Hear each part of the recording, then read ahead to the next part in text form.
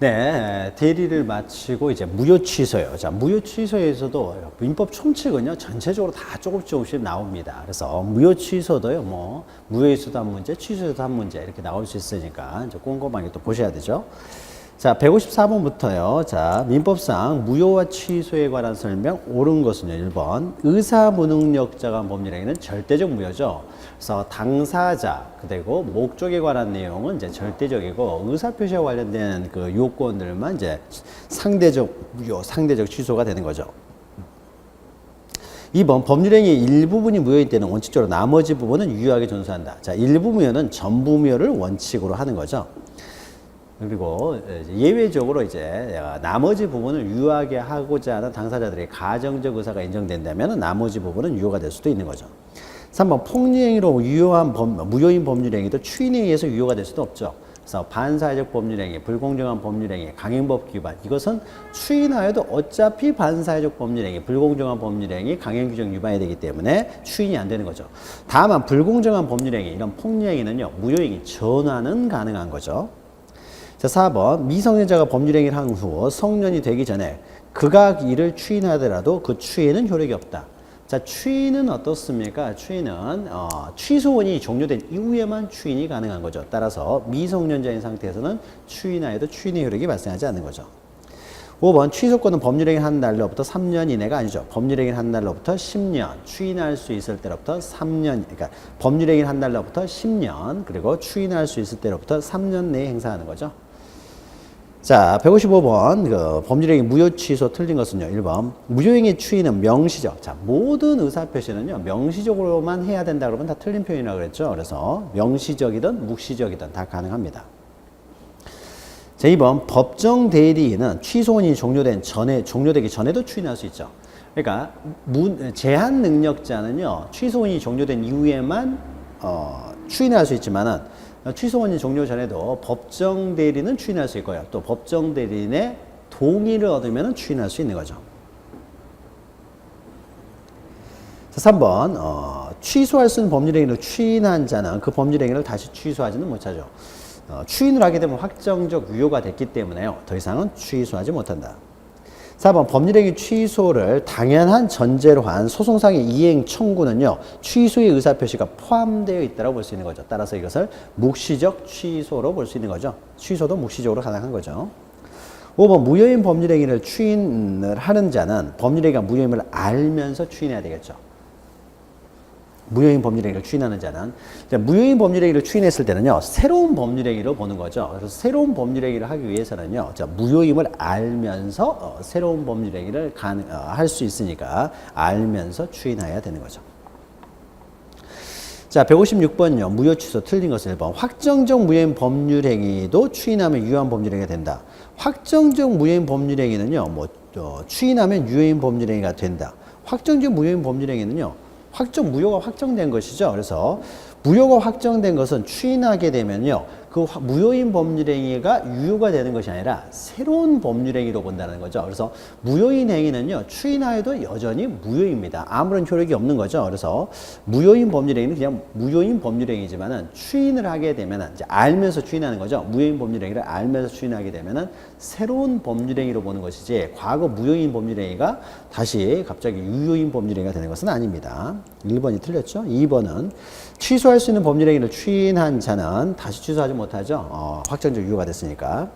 3번 매매계약이 약정된 매매대금의 과다로 말미암아 불공정한 법률에 해당하여 무효인 법률행위도 자 불공정한 법률행위는요 추인은 안 됩니다. 그러나 전환은 가능하다는 거죠. 무효인 법률행위의 전환, 무효행위 전환은 가능한 거죠. 그래서 객관적으로 현저한 차이가 있었어요. 그래서 뭐 X 물건이 원래는 이것이 한 뭐 20억짜리 대응되는데 이것을 10억에 사버렸다는 거죠. 그러면 현저한 불균형이 있는 거죠. 그럼 이럴 때 10억으로 된 것을요. 한 20억까지는 안 되더라도 한 18억 정도로요. 전환을 시켜주면 어떻습니까? 갑과 을이 18억 정도면 뭐 사고 팔 수 있을 만한 서로 가정적 의사가 인정되면은 10억을 18억으로 전환을 시켜놓으면 객관적 요건이 흠결이 생기게 되는 거죠. 현저한 차이가 있는 것은 아니기 때문에요. 그래서 18억으로 유효하게 해줄 수는 있다는 거죠. 그래서 무효행위, 불공정한 법률행위가 무효행위 전환은 가능하죠. 그러나 추인은 안 된다. 자, 4번 반사회 질서 법률행위, 불공정한 법률행위, 강행 규정 위반은 추인이 안 되는 거죠. 자, 5번 하나의 법률행위 가분적인 경우 일부 취소도 가능한 거죠. 그래서 일부 무효 법률과 그대로 적용하는 거죠. 그래서 원칙적으로 일부를 취소하면 전부가 취소가 됩니다. 그러나 일부는 취소하고 나머지를 유효하게 하려는 당사자들의 가정적 의사가 인정된다면 일부 취소도 가능하다는 거죠. 자, 57번 옳은 것이요. 1번 불공정한 법률 행위는 피해자가 그 모임을 알고 추인했다고 하더라도요. 불공정한 법률은 추인함으로써 유효한 법률행위가 될 수가 없죠. 추인이 인정되지 않는다. 2번 착오를 이루 의사표시를 취소한 경우 그로 인해 상대방에게 손해가 발생할 때는 표의자는 불법행위라는 손해배상 책임을 진다. 자, 비진위 표시, 통정의 표시, 착오에 있어서는요. 불법행위 손해배상 문제가 발생하지 않는다고 했죠. 불법행위 손해배상 문제는 사기나 강박에서만 나타납니다. 3번 매매계약이 적법하게 해제된 이후에도 취소는 가능하다는 것. 이거 중요하다고 했죠. 그래서 해제된 이후에도 취소가 가능하다. 자, 4번 취소할 수 있는 법률행위를 적법하게 추인한 후에는 다시 취소할 수 없고 적법하게 취소한 후에는 무효인 법률행위로서 다시 추인할 수도 있는 거죠. 무효행위에 대한 무효행위 추인 얘는 가능한 거죠. 그래서 법률행위를 일단 뭐예요? 추인을 하게 되면 더 이상 취소할 수 없죠. 추인을 하게 되면 확정적 유효가 됐기 때문에 처음부터 무효로 하는 취소는 할 수 없습니다. 그런데 법률행위를 한번 취소를 했다는 거죠. 취소를 하게 되면 어떻습니까? 소급해서 이제 무효가 되는 거죠. 확정적으로 이제 무효가 됐습니다. 자, 확정적 무효가 됐기 때문에 취소할 수 있는 법률행위 추인, 그러니까 처음부터 확정적 유효로 하는 취소할 수 있는 법률행위 추인에 의해서 추인할 수는 없지만요. 확정적 무효 상태를 그대로 둔 상태에서 이제 와가지고 여기까지는 무효로 두고 지금부터 이제 유효로 하게 되는 무효행위의 추인은 가능하다는 거죠. 무효행위의 추인. 행위의 추인은 가능한 것이죠. 무효행위 추인은요, 이건 양립 가능하잖아요. 여기서부터 여기까지는 무효고 여기서부터는 이제 유효가 되는. 그래서 무효행위 추인은 소급표가 없기 때문에요. 취소를 통해 가지고 확정적으로 무효가 된 법률 행위도 소급표가 없는 무효행위 추인에 의한 추인은 가능하다는 것이죠. 다시 추인할 수 있죠.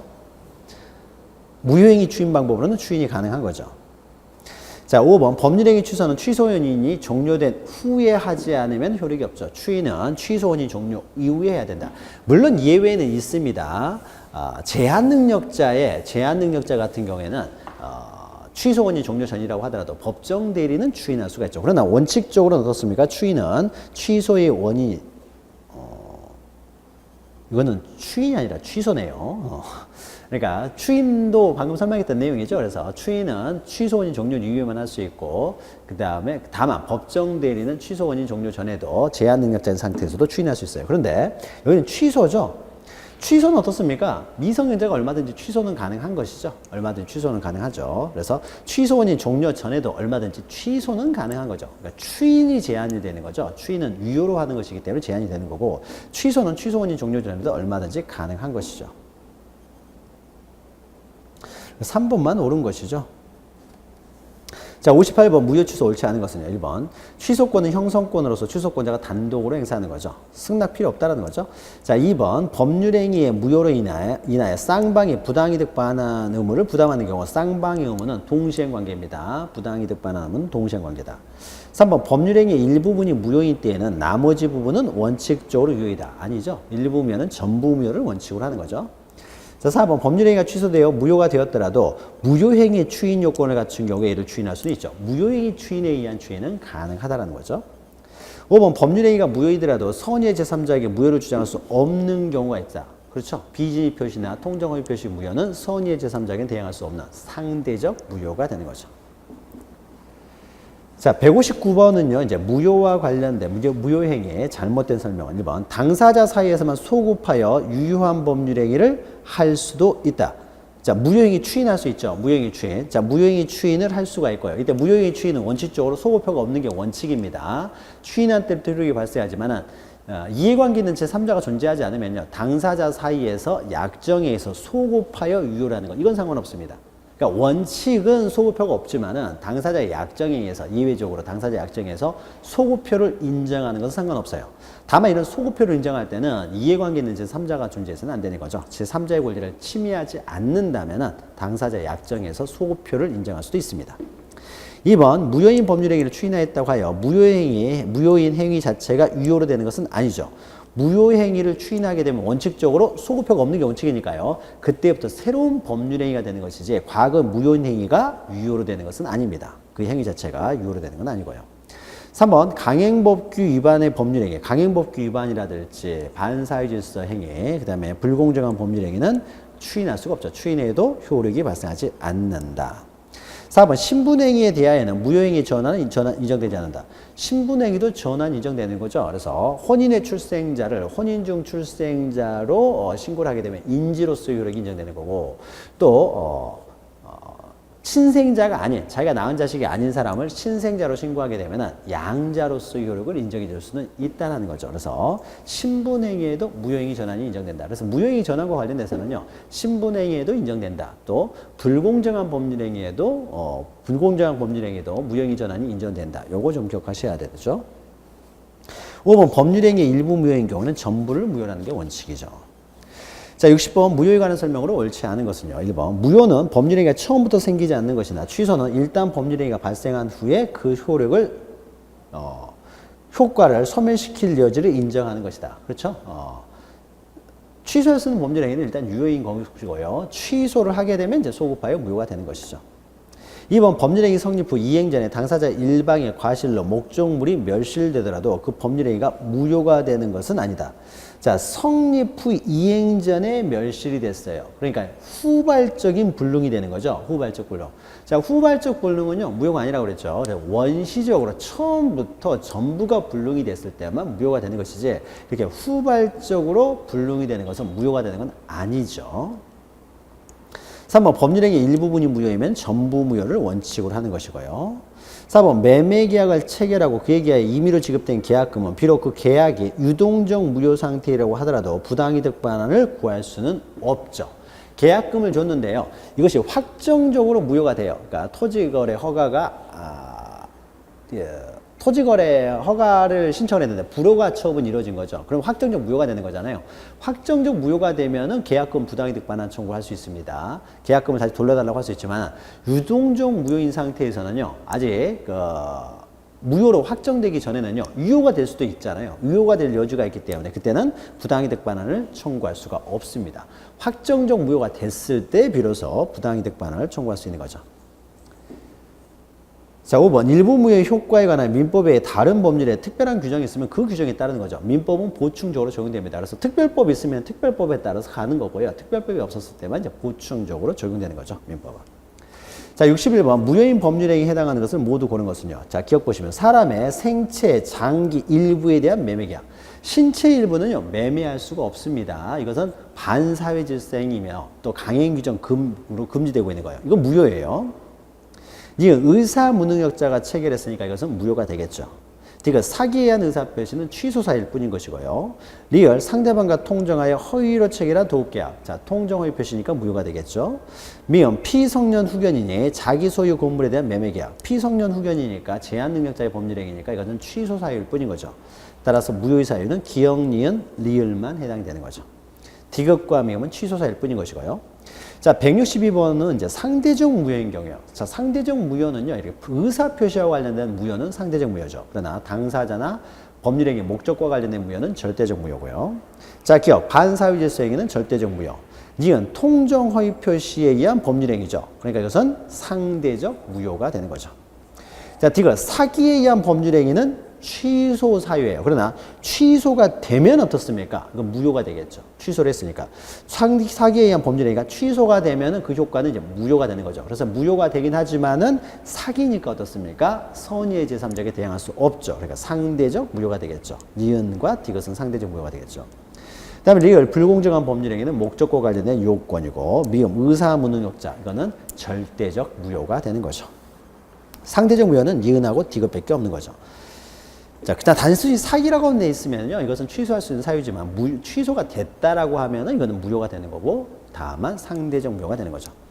자, 163번은요, 이제 국토의 계획 및 이용에 관한 법률에 정한 토지거래 허가구역에서의 허가 없이 이루어진 매매계약 효력은 유동적 무효라는 거죠. 자, 1번 보시면. 자, 권리의 이전 설정에 관한 토지거래 계약은 그에 대한 허가를 받을 때까지 효력이 전혀 없다. 허가받기 전까지는 무효죠. 유동적이긴 하지만 무효라는 거죠. 그러니까 계약 효력이 발생하기 때문에 채권 채무가 발생하지 않는다. 이행 청구도 할 수 없고 채무 불이행 문제도 발생하지 않는다는 거죠. 2번 당사자 일방에 허가 신청 절차에 협력하지 아니한다면 상대방 소송으로서 그 이행을 구할 수 있다. 자, 급부 X물건 10억 원에 대해서 갑과 을이 토지거래 허가구역의 토지에 대해서요 매매 계약을 하게 되면은요 이 급부 X물건 10억 원 요건 어떻게 됩니까? 요것은 무효라는 거죠. 이 매매 계약 토지거래 허가가 없으니까 이 매매는 무효다는 거죠. 다만 이제 유동적 무효 상태가 있는 거죠. 자, 그러면요 허가를 받기 위해서 서로 노력해야 될 협력 의무죠. 협력 의무. 협력 의무. 협력 의무는 존재하는 거죠. 협력 의무. 그러니까 X물건 10억 원에 대한 급부 의무요. 요 X물건 10억 원이 급부 의무는 어떻습니까? 이거는 유동적인 무효 상태가 있는 것이고요. 그러니까 서로 어떻습니까? 유동적 무효니까 채권 채무가 발생하지 않는 거죠. 채무가 발생하지 않는다. 그러나 협력 의무는 존재하는 것이죠. 토지거래 허가를 받도록 노력해야 될 협력 의무가 있는 것이죠. 그래서 소로서 구할 수도 있습니다.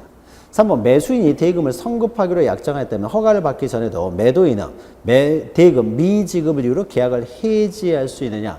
자, 이거는 채무 성급하기로 약정했다고 하더라도 의무가 없습니다. 허가를 받기 전까지는 아무 의무가 없기 때문에 채무 불이행 문제도 발생하지 않습니다. 그래서 미지급을 이유로 계약을 해지할 수도 없어요. 의무 채권 채무가 발생하지 않기 때문에요. 이 채무 불이행의 문제도 발생하지 않고요. 채무 불이행에 따른 효과인 계약 해지나 손해배상 이런 문제도 발생하지 않습니다.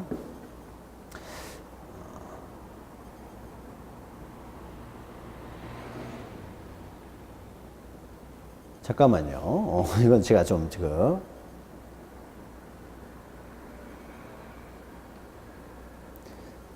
그러니까 이것은 옳지 않은 거죠. 그러니까 해지할 수 있다 그래서 제가 3번이 틀렸죠. 제가 문제를 좀 잘못 읽었네요. 그래서 미지급을 해지할 수가 없는 거죠. 그러니까 3번이 이제 틀린 것이죠. 자, 그 다음에 4번요. 일단 허가를 받으면은 토지거래 계약은 처음부터 이제 소급화의 효력이 발생한다는 거죠. 그러니까 유동적 무효 상태에 있다가 허가를 받으면 소급해서 유효가 된다는 것이죠. 소급해서 유효가 되기 때문에 계약에 대해서 다시 어떻습니까? 계약을 다시 체결할 필요는 없죠. 소급해서 그 매매 계약이 유효가 되니까요. 자, 5번 토지 매매 계약의 무효가 확정되지 않은 상태에서 매수인은 임의로 지급한 계약금을 확정적 무효가 돼야 부당이득 반환 청구를 할 수 있고 아직 유동적인 상태에 있을 경우에는 계약금을 부당이득 반환 청구할 수는 없다. 맞죠? 3번만 틀린 것이죠. 자, 64번이요. 토지거래 허가구역에서 이거 허가 없이 이루어지는 매매 계약 자주 나옵니다. 자, 164번 올해 나온 거죠. 올해 나왔습니다. 기출문제죠. 갑은 토지거래 허가구역 내에 X 토지에 대하여 관할 관청으로부터 허가를 받지 않고 을에게 매도하는 계약을 체결하였다. 토지거래 허가구역에서 허가 없이 이루어진 매매죠. 자, 계약금을 지급한 경우에라는 설명으로 옳지 않은 것은 1번. 갑은 허가를 받기 전에도 특별한 사정이 없는 한 계약금의 배액을 상환하고 적법하게 계약을 해지할 수는 있습니다. 계약금에 기한 해제는 가능합니다. 그러니까 허가를 받기 전에라고 하더라도요. 이제 유동적 무효 상태입니다. 하더라도 계약금에 매수인은 계약금의 2배를 그 갑이라는 사람은 그러니까 매수인은 어떻습니까? 그 계약금을 포기하고 계약을 해지하겠죠. 매수인은 계약금을 포기하고 매도인은 받은 계약금의 2배를 상환하고 해지할 수는 있는 거죠. 매도인은. 이건 가능합니다. 가능한 거예요. 자, 2번. 갑을 쌍방이 허가 신청을 하지 않기로 의사표시를 명백히 했습니다. 명백히 하게 되면 어떻습니까? 그러니까 갑과 을이 쌍방이 허가 신청을 하지 않기로 의사표시를 명백히 한 경우에는 X토지에 대한 매매 계약은 확정적으로 유효가 아니라 확정적으로 무효가 되는 것이죠. 그렇죠? 말이 안 되는 거죠. 그러니까 허가를 신청을 하지 않기로 했으니까 토지거래 허가구역에서 허가가 받을 가능성이 없어지는 거죠. 명백하게 됐기 때문에 이것은 확정적으로 무효가 되는 것이지 확정적으로 유효가 되는 게 아니죠. 말을 좀 이렇게 바꿔놓은 것이죠. 2번이 바로 틀린 거죠. 3번. 을은 매매계약이 확정적으로 무효가 되지 않는 한 매매계약 체결 시 지급한 계약금에 대해서 부당이득 반환 청구를 할 수 없는 것이고요. 4번. 매매계약과 별개의 약정으로 갑과 을은 매매 잔금이 지급길에 지급되지 않는 경우에 매매계약을 자동 해지하기로 정할 수 있다. 자, 별개의 약정으로요. 잔금이 지급기일에 이행 지급되지 않는 경우에 자동 해제되는 것으로 정할 수 있다. 이건 매매계약과 별개의 약정을 한 것이죠. 그러니까 별개의 약정은 매매계약과는 별개의 약정이니까 그 별개의 약정은 당연히 또 유효한 겁니다. 이 매매계약이 유동적 무효 상태에 있는 것이지 별개의 약정은 또 유효한 거죠. 그래서 따로 정할 수 있습니다. 5번 매매계약을 체결한 이후에 엑스토지에 대한 토지거래 허가구역 지정이 해제됐어요. 자, 토지거래 허가를 더 이상 받을 필요가 없게 됐으니까 이건 어떻게 됩니까? 이때부터는 이제 확정적으로 유효가 되겠죠. 더 이상 허가를 받을 필요 없으니까 확정적 유효가 되는 거죠. 그래서 특별한 사정이 없는 한 확정적 유효가 된다. 맞죠? 2번은 틀렸죠. 자, 65번도요. 토지거래 허가구역에 관한 내용입니다. 다른 것은 1번. 허가를 받기 전까지는 소유권 등 권리 이전에 관한 계약 효력이 발생하지 않는다라는 거죠. 발생하지 않는다. 채권 채무가 전혀 발생하지 않기 때문에요. 확정적 무효와 일단은 동일한 것이죠. 받기 전까지는 일단은 동일한 것이죠. 자, 2번. 다만 이제 허가를 받게 되면 소급 배수 유효가 된다는 의미죠. 자, 2번. 매수인의 대금 지급 의무가 매도인의 소유권 이전 등 의무에 선행하여 이행하기로 약정되었더라도 매도인은 매수인의 대금 지급 의무의 불이행 의뢰로 계약을 해지할 수가 없다는 거죠. 그러니까 뭐 선이행 의무를 이행하기로 했다고 하더라도요. 매매계약으로부터 발생한 채권 채무이기 때문에 모든 것은 매매계약으로부터 발생한 채권 채무가 발생하지 않기 때문에요. 채무 불이행에 따른 뭐 해제 문제, 채무 불이행이라는 게 존재할 수 없다는 거죠. 그래서 해지할 수는 없고요. 3번 양 당사자는 매매계약을 효력 있는 것으로 완성해야 될 협력 의무를 부담한다는 거죠. 이런 협력 의무는요. 법적인 채무입니다. 자연적인 채무가 아니라 뭐 지켜도 되고 안 지켜도 되는 채무가 아니라 반드시 지켜야 될 법적인 채무예요. 따라서 그 이행을 소구할 수 있죠. 소구라는 것은요. 소송으로 구할 수 있다는 겁니다. 소송을 제기할 수도 있다는 거죠. 법적인 의무예요. 소송으로서 구할 수 있다. 3번이 틀렸죠. 4번 관할 관청에 불허가처분이 있거나 당사자 쌍방이 허가 신청을 하지 않기로 의사표시를 명백했으면 그때 이제 비로소 확정적 무효가 되는 거죠. 5번 허가 신청 협력 의무 이행하지 아니하면 일정에게 손해를 배상하기로 하는 당사자 사이의 약정은 유효한 거죠. 그러니까 협력 의무는 있습니다. 그래서 협력 의무는 불이행을 하게 되면요. 그 불이행에 따른 책임을 지는 거죠. 불이행의 책임. 책임은 뭐겠습니까? 손해배상의 책임을 지는 거죠. 손해배상을 해줘야 되는 거죠. 손해배상. 손해배상을 청구할 수 있기 때문에 미리서 손해배상을 얼마를 해주기로 하는 미리 예정, 손해배상액을 미리 예정하는 것, 이것도 가능한 거죠. 미리 예정하는 것도 가능하다는 거죠. 그러나 그 X물건 15억 원에 대한 본래 급부죠. 거기는 이제 무효가 되기 때문에 채권 채무가 발생하지 않고요. 여기에 대해서는 뭐 해제나 손해배상의 문제도 발생하지 않는 거죠. 해제나 손해배상 문제가 발생하지 않는 거죠. 자, 66번도 뭐 비슷한 내용이죠. 자, 토지거래 허가구역에서의 매매계약 틀린 것은 1번. 토지거래 허가 신청 전에 갑을이 계약 해제 통지를 하자 을이 계약금 상당액을 청구 금액으로 하여 토지를 감유한 경우 그 매매계약은 확정적으로 무효가 될 수 있다. 자, 여기서 말을 돌려서 말했는데요. 한쪽에서 일방 당사자가 어떻습니까? 해제를 했어요. 자, 해제를 하고요. 을은 어떻습니까? 그러면 계약금 상당액을요, 다시 돌려달라고 하는 거죠. 돌려달라. 그럼 뭐예요? 을도 해지 의사가 있는 거잖아요. 계약금 내가 준 돈을 돌려달라고 하는 것은 해지 의사가 있는 거죠. 그러니까 서로가 어떻습니까? 해지 의사가 합치가 된 거죠. 서로 해지하겠다는 것은 합치가 된 거죠. 그러니까 계약금 상당액, 내가 받을 계약금 상당액에 대해서요. 그 받기 위해서 감유가 들어갔다는 것은요. 해지하겠다는 겁니다. 그러니까 서로가 해지하겠다는 의사표시가 합치가 됐기 때문에요. 이 계약은 확정적 무효가 되겠죠. 2번 토지거래 허가를 받기 전에 을은 갑의 소유권 이전 등기 의무의 불이행을 이유로 계약을 해지할 수는 없죠. 불이행의 문제가 발생하지 않기 때문에요. 부정적 무효 상태에서는. 3번 을은 매매대금의 제공 없이도 갑에게 토지거래 허가 신청 절차에 협력할 것을 청구할 수가 있다. 자, 협력 의무의 이행을 요구할 수 있는 거죠. 그러니까 협력 의무의 이행을 요구할 수 있는 권리. 협력 의무만 존재하는 것이지 X물건 15억 원에 대한 권리 의무, 채권 채무는 발생하지 않는 것이고요. 4번 을이 토지거래 허가 신청 절차에 협력하지 않고 매매대금을 일방적으로 철회한 경우 갑은 을에 대하여 협력 의무 불이행과 인과관계에 있는 손해배상을 청구할 수 있죠. 협력 의무를 이행하지 않았으니까 거기에 대한 손해배상을 청구할 수가 있다. 자, 5번 계약이 유동적 무효 상태라고 하더라도 을은 갑에게 이미 지급한 계약금을 부당이득으로 반환 청구할 수는 없죠. 유동적 무효 상태에 있을 때는 부당이득 반환 청구하지 못하고 확정적 무효가 됐을 경우에 그때 청구할 수가 있다는 것이죠. 자, 67번이요. 167번. 이것도 이제 토지거래 허가구역 내에서 확정적 무효가 되는 경우예요. 확정적 무효는 어떻습니까? 불허가 처분이 떨어지면 확정적 무효가 되는 거죠. 기타 그리고 이외에도 이제 확정적 무효가 되는 것을 자, 찾으면 됩니다. 자, 기억 보시면 불허가 처분이 있게 되면 확정적 무효가 되겠죠. 그리고 니은 보시면 처음부터 토지거래 허가를 배제할 목적으로 계약을 체결했으면요. 이건 처음부터 불법적으로 한 것이기 때문에 이것은 처음부터 확정적 무효가 됩니다. 그리고 이것은요. 당사자 쌍방의 허가 신청 협력금 이행 거절 의사 표시를 명백히 표시했어요.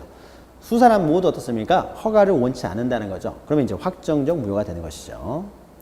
리을. 그래서 기억, 니은, 이것은 확정적 무효가 되는 것이고요. 리을 보시면 상대방의 허가 신청 협력 의무 불이행을 이유로 일방적으로 해제의 의사 표시를 한 경우에요.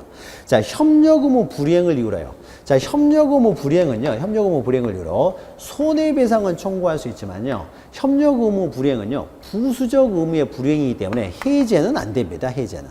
손해배상을 청구할 수 있을 뿐 해제는 안 돼요. 해제는 부수적 의무 불이행이기 때문에 해제가 안 됩니다. 그리고 그러면 X물건 15건에 대한 급부에 대한 불이행에도 해제할 수 있느냐? 이거는 오늘 처음부터 채권 채무가 없기 때문에 해제가 안 되고요. 그러니까 뭐 일방적으로 해제는 어떻습니까? 이렇게 그 법률의 규정이 아닌 일방적인 채무 불이행으로 인한 해제는 못 하는 거예요. 급부무 불이행을 이유로는 아예 채무가 존재하지 않기 때문에 채무 불이행의 효과에, 그러니까 채무 불이행이라는 게 존재하지 않는다는 거죠. 채무 불이행이라는 것이 존재하지 않기 때문에 채무 불이행의 효과인 해제나 손해배상 이게 인정되지 않고요. 그리고 협력 의무 불이행은 또 채무 불이행이기 때문에 해제를 할 것처럼 보이지만 이것은 부수적 의무 불이행이기 때문에 해제를 못하는 것이고요. 손해배상만 청구할 수 있는 겁니다. 그러니까 해제는요. 이런 경우만 가능한 거죠. 계약금을 걸었을 때 계약금을 매수인은 계약금을 포기하고 매도인은 계약금의 2배를 상환하고 해제하는 건 상관없어요. 그러나 채무 불이행으로 해제하는 것은 인정되지 않습니다. 자, 미음 허가받기 전에 상대방에게 계약상 채무 불이행으로 손해배상을 청구한 경우. 자, 허가받기 전에 계약상 채무 불이행으로 손해배상을 청구했다. 손해배상을 청구할 수도 없고요. 물론 협력 의무 불이행을 이유로 손해배상을 청구할 수 있지만 이걸 가지고 계약의 확정적 무효가 되는 것은 아닙니다. 그래서 기억, 니은, 디귿만 이제 확정적으로 무효가 되는 것이고요. 자, 68번은 무효인 법률행위에 틀린 것은 1번. 법률행위 내용에 불가분인 경우에는 일부의 법률가 적용될 여지가 없는 것이죠. 법률행위에 불가분인 경우에는 일부무효에 관한 민법 규정이 적용되는 경우가 있다. 일부무효에 관한 민법 규정이 불가분인 경우에도요. 자, 법률행위 내용이 불가분인 경우에는 문제가 좀 다소 그러니까 이런 경우는 생길 수가 있다는 거죠. 그러니까 법률행위 내용이 불가분인 경우에도 일부무효에 관한 민법 규정이 적용되는 경우가 있다라고 했는데 제가 만든 내용이지만은 원칙을 좀 기억하세요. 원칙을 먼저. 일단 불가분인 경우에는 가분성을 전제로 해서 일부무효의 법리가 적용되기 때문에요. 불가분인 경우에는 일부무효의 법리가 적용될 수 없는 것이 원칙인데 이게 원칙이죠. 불가분인 경우에는 원칙적으로 적용되지 않습니다. 이것을 기억하는 게 중요하고요. 내용이 불가분한 경우에도요. 거기에도 뭐 예외적인 경우가 지금 당장은 생각이 안 나는데 불가분인 경우에는 원칙적으로는 안 되지만은 물론 예외적인 경우가 생길 수는 있다는 의미죠. 생길 수 있는 것인데 원칙을 기억하세요. 그냥 불가분인 경우에는 원칙적으로는 적용되지 않는다. 그러나 물론 이제 예외적으로 이제 적용될 수 있는 경우가 생길 수는 있는 것인데 원칙적으로는 적용되지 않는다. 2번 무효행위의 추이는 그 무효원이 소멸된 후에 하야 효력이 있는 거죠. 무효행위의 추이는요, 그때부터 새로운 법률행위로 유효하게 인정되는 거기 때문에 새로운 법률행위로서의 효력이 발생하려면은 무효 원인이 소멸한 이후에만 새로운 법률행위로서 효력을 발생할 수 있는 거죠. 3번 불공정한 법률행위로서 무효인 경우에도요, 추인에 의해서 유효가 될 수는 없죠. 그러니까 불공정한 법률행위는 추인할 수가 없다. 무효행위 전환만 인정되는 거죠. 요게 이제 정확히 틀린 거죠. 불가분인 경우에도 1번은 좀 애매하네요. 그냥 1번은 무시하십시오. 이렇게 문제가 나오지는 좀 힘들 것 같으니까. 불가분인 경우에도 글쎄요. 지금 당장 생각이 잘 안 나니까. 자, 4번 법률행위가 무효임을 알고 추인한 경우는 그때부터 새로운 법률행위로 본다는 거죠. 또 5번 입양 등 신분행위의 경우에는 무효행위 추인은 소급표가 인정될 수 있다. 자, 무효행위 추인은 원칙적으로 소급표가 없습니다. 그러나 신분행위 같은 경우에는 무효행위 추인을 하게 되면은 신분행위가 사실상 그 신분관계가 계속 유지되어 왔다라면요, 왔다면은 신분행위에 대한 무효행위 추인은요, 소급표를 인정해 줄 수 있습니다. 소급표를 인정해 줄 수 있다. 원칙적으로는 소급표가 인정되지 않지만은 이렇게 신분행위 같은 경우는 예외적으로 추인을 했을 때 그 과거의 어떤 신분관계가 계속 유효하게 유지될 수 있도록 소급표가 인정될 수는 있다라는 것이죠. 3번이 이제 틀린 내용인데 1번은 그냥 원칙적인 것만 기억하세요. 이제 가분적이어야 일부무효 법리가 적용된다. 자, 원칙적인 내용만 기억하시기 바랍니다. 자, 169번은요, 무효행위의 추인이 인정되는 경우에 있어서 그 추인에 관한 설명으로 틀린 것은요. 자, 1번. 추인을 하면 원칙적으로 소급화 효력이 발생하는 게 아니죠. 추인하면 그때부터 유효한 법률행위로 보는 것이죠. 그래서 1번이 바로 틀렸죠. 물론 당사자의 약정에 의해서 소급표를 인정할 수 있습니다. 물론 제3자의 권리를 침해하지 않는 범위 내에서 소급표를 인정할 수 있지만 원칙은 소급표가 인정되지 않는다는 거죠. 2번 추인을 할 때는 새로운 법률행위로서 법률 요건을 갖춰야 되겠죠. 그래서 무효원이 사라져야 됩니다. 그래서 새로운 법률행위로서 요건을 갖춰야 되고요. 2번 추인을 하는 자는 법률행위가 무효임을 알면서 추인해야 되겠죠. 새로운 법률행위로서의 추인이기 때문에 알면서 추인해야 됩니다. 추인은 모든 의사표시, 모든 법률행위는 다 묵시적으로 가능하다는 거죠. 그리고 5번 허위표시에 의한 매매계약의 당사자가 추인을 하면 새로운 매매계약을 한 것으로 본다. 그러니까 무효행위 추인의 대표적인 것이 허위표시로 무효가 된 것을요, 이제 더 이상 가장매매, 그러니까 허위표시가 아니고 이제 진정으로 어떻게 됩니까? 매매행위를 한다는 거죠. 진정으로 매매행위를 하는 과정에서 다시 매매계약을 쓰는 것이 아니라 과거에 허위표시였던 그 매매를 간단하게 추인할 수도 있다는 거죠. 그럼 추인하게 되면 어떻습니까? 추인한 때로부터 효력이 발생한 것이죠. 그래서 추인을 하게 되면은 그때부터 새로운 매매계약, 즉 새로운 법률행위로 취급을 한다는 것이죠. 자, 그리고 170번입니다. 170번. 자, 법률행위 효력에 관한 설명으로 옳지 않은 것은 1번. 매도인이 이미 제3자에게 부동산을 매각한 사실을 매수인이 알면서 매수하였더라도 그것만으로 그 매매 계약을 사회질서에 반하는 법률행위라고 단정할 수는 없죠. 그러니까 악이라는 이유만으로요, 이중매매가 이루어지는 거죠. 이중매매. 이중매매가 있었을 경우에는요, 먼저 매매가 있었다는 사실을 알았다는 이유만으로 이 매매가 무효가 되는 것은 아니라는 거죠. 이 매매가 무효가 되기 위해서는 이게 갑의 배임행위에 병이 적극 가담하였을 때만 무효가 된다. 그래서 배임행위에 적극 가담이라는 말이 반드시 들어가야 됩니다. 2번 의사 능력이 없는 미성년자의 법률행위는요, 미성년자이면서 동시에 의사 능력이 없기 때문에 무효이면서 또 취소도 할 수 있다. 자, 무효인 행위도 취소가 가능하다는 거죠. 3번 하나의 법률행위가 가분적인 경우에 일부 취소도 가능한 거죠. 그래서 일부무효 법리에 따라서 일부 취소도 가능하다. 그 내용이 이제 그대로 적용되는 거죠. 그러니까 일부 취소하면 전부가 취소가 되지만은 일부무효 법리에 따라서 나머지 부분은 유효하게 하려는 당사자들의 가정적 의사가 인정된다면 일부 취소도 가능한 것이죠. 4번 증여계약과 같이 아무런 대가관계가 없는 일방적으로 급부를 제공하는 법률행위는 불공정한 법률행위가 적용될 수가 없죠. 그래서 불공정한 법률행위는 급부와 반대급부 사이에 현저한 불균형이 존재해야 되기 때문에요. 그 현저한 불균형을 따지려면 급부와 반대급부가 존재하는 유상행위에서만 적용될 수 있죠. 증여와 같은 무상행위에 있어서는 불공정한 법률행위라는 것이 적용될 수가 없는 것이죠. 5번 가장매매 매수인이 추인하면 그 매매계약은 계약 시에 소급하여 유효가 되는 것이 아니라 어떻습니까? 추인한 때로부터 새로운 법률행위로 본다는 거죠. 그래서 원칙적으로 소급하지 않는 것이죠. 원칙적으로 소급하지 않는다. 그러니까 5번이 틀린 내용이 되는 거죠. 자, 무효인 법률행위에 대해서 보았고요. 잠시 쉬었다가 이제 취소에 있어서 취소에 대해서 살펴보도록 하겠습니다. 잠시 후에 뵙죠.